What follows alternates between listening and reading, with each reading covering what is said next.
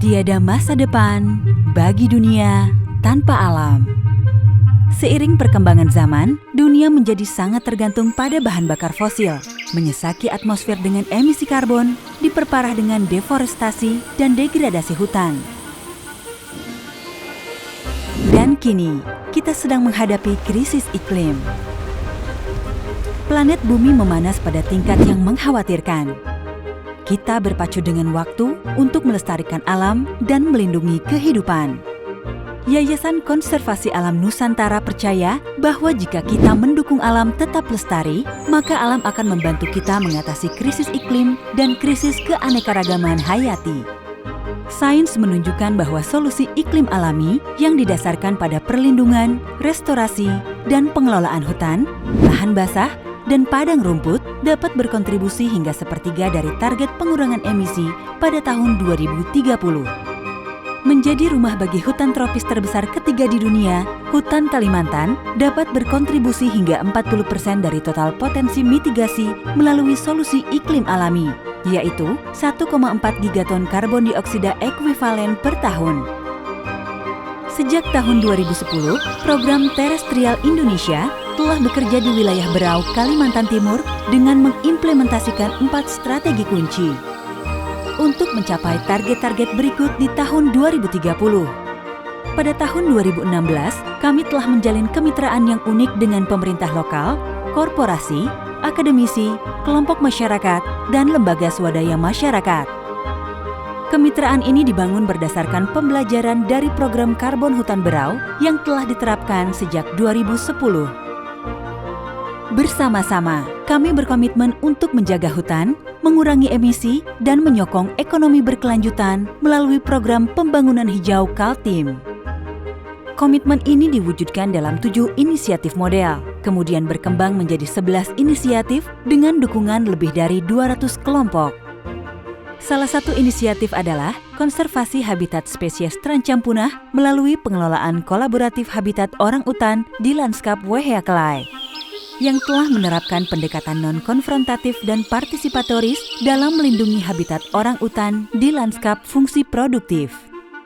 Inisiatif di lapangan, seperti di Weheakelai, juga didukung dengan memobilisasi para pemberdaya dan menguatkan komitmen pembangunan hijau di ranah yurisdiksi provinsi. Pembelajaran yang didapatkan dari Weheakelai ditingkatkan dengan bekerja sama dengan para pihak berkepentingan dalam mengidentifikasi area-area replikasi pendekatan pengelolaan kolaboratif tingkat lanskap dengan tujuan menyelamatkan habitat spesies terancam punah dan ekosistem lahan basah. Para ahli telah mengidentifikasi 2,7 juta hektar area indikatif kawasan ekosistem esensial di Kalimantan Timur yang juga telah didukung oleh Gubernur. Melindungi tutupan hutan tropis di dalam kawasan hutan produksi juga sangatlah penting.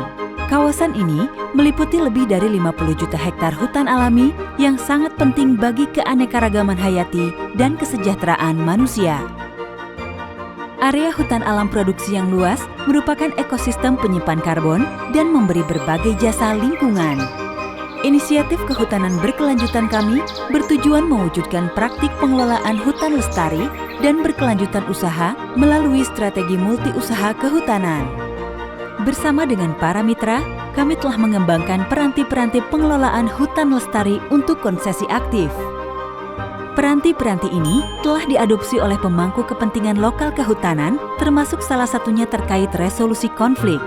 Contoh lainnya, metode Rilsi terbukti dapat mengurangi emisi karbon dari pemanenan kayu hingga 50%, sehingga membantu Indonesia mencapai target pengurangan emisi karbon.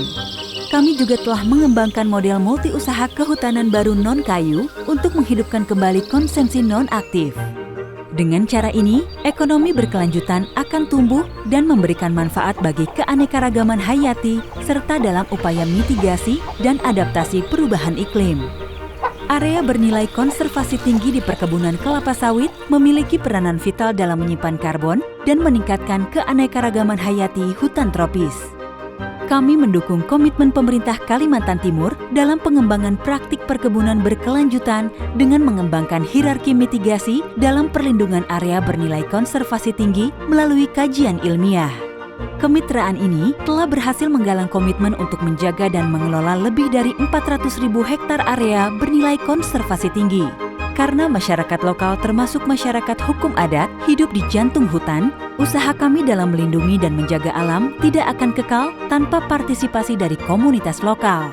Melalui program Aksi Inspiratif Warga untuk Perubahan atau SIGAP, warga desa telah diberdayakan untuk memastikan hak akses dan hak untuk mengelola sumber daya hutan, menguatkan tata kelola pemerintahan desa, dan mengembangkan penghidupan berkelanjutan. Fasilitator Desa Sigap telah menyokong perbaikan indeks desa membangun di Kabupaten Berau, mengembangkan insentif berbasis kinerja untuk desa-desa yang berhasil menjaga hutan, serta mengembangkan kualitas komoditas ramah hutan dan meningkatkan nilai produk-produk masyarakat. Dengan menangani perubahan iklim secara holistis di tingkat yurisdiksi, lanskap, dan komunitas, kita dapat mewujudkan kehidupan yang selaras antara manusia dan alam. Dan ini membutuhkan setiap insan untuk saling bergandengan tangan membangun visi bersama. Untuk kelestarian dunia tempat kita bergantung, yang bergantung kepada kita. Untuk Indonesia, lestari.